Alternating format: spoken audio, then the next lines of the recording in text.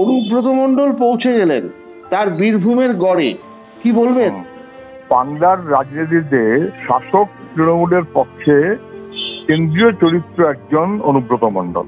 গুরবাকাশা, চরাম এই সব মিলিয়ে উন্নয়ন রাস্তায় দাঁড়িয়ে আছে, 42 জেলা পরিষদ, এই সব মিলিয়ে কেন্দ্রীয় চরিত্র। বীরভূমের বাঘ হালুম করবেন, অথবা মুখ্যমন্ত্রীর বিবেচনায় বীর কেসটা তাকে সম্বর্ধনা জানাতে হবে জেলা তৃণমূল নেতাদের।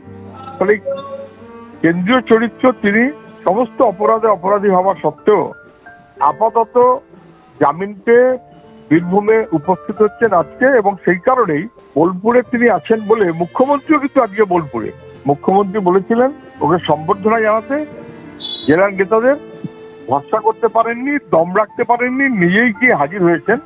আজকে উনি ফুল বেলপাতা সহ নানাবিধ ভাবে ভূষিত করবেন বীর কেসটাকে, কেননা বীরের মর্যাদা পাবার মতনই যোগ্য অনুব্রত।